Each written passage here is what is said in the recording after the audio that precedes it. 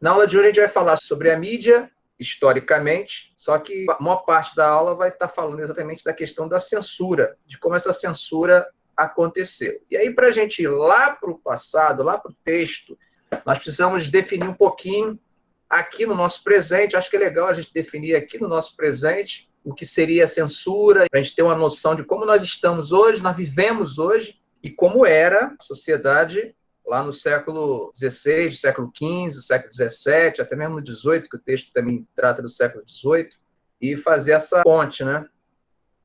Boa noite, Lívia. Censura, te dou logo um registro bem antigo de censura, que censura é uma coisa antiga, né?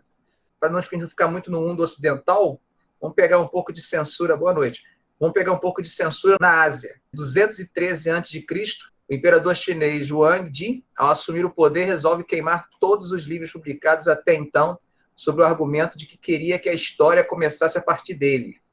Foi uma das maiores queimas de livros da história. Ou seja, ele queria apagar a história, e ninguém mais soubesse o que aconteceu antes, porque não tinha importância. Só tinha importância a partir daquele momento em que ele estava governando. Então, a forma que ele encontrou de fazer isso é apagar os registros, né? Os registros históricos.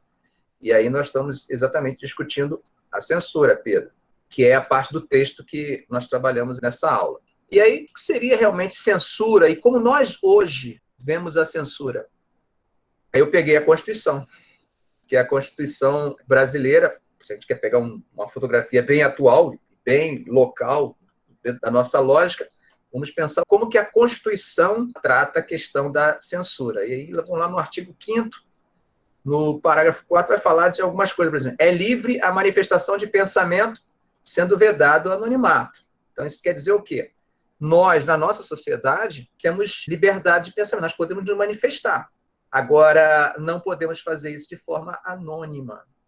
Isso quer dizer o quê? Que nós temos responsabilidades com o que nós falamos, mas temos liberdade. Ou seja, se a nossa fala se transforma num crime, num dano para alguém, esse alguém tem que saber quem falou para poder fazer o quê? Acionar a justiça. E a questão dos direitos. Mas a liberdade de expressão está garantida lá na Constituição.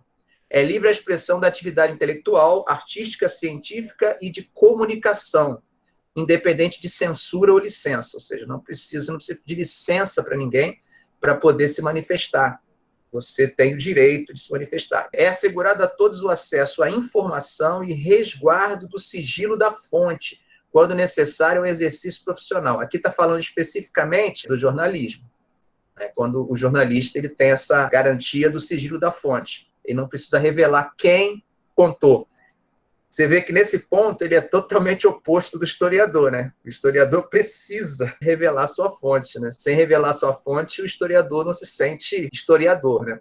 A manifestação de pensamento, a criação, a expressão e a informação sob qualquer forma, processo ou veículo não sofrerão qualquer restrição, observado o disposto nessa Constituição. Nenhuma lei conterá dispositivo que possa constituir embaraço à plena liberdade de informação jornalística em qualquer veículo de comunicação social, observado os dispostos, tem lá os, que a gente não vai consultar aqui, se vocês quiserem consultar depois, e é vedada toda e qualquer censura de natureza política, ideológica e artística. Ou seja, eu tenho que ter o direito de manifestar sob o ponto de vista político, a minha opinião política, a minha opinião ideológica, e também a minha manifestação artística. É claro que todos esses direitos eles têm os seus limites, desde que você não viole outros direitos. Resumir esses pontos aqui para a gente ter ideia do que seria realmente a ideia de liberdade de expressão que está se discutindo hoje, na sociedade de hoje. Vamos pegar agora e vamos viajar, vamos no tempo, vamos chegar lá atrás e vamos ver como que isso era visto naquela sociedade. É legal porque a gente vê como é importante a gente garantir essas questões hoje. Quando a gente olha lá no passado e vê como que era tratada essa ideia da liberdade, né?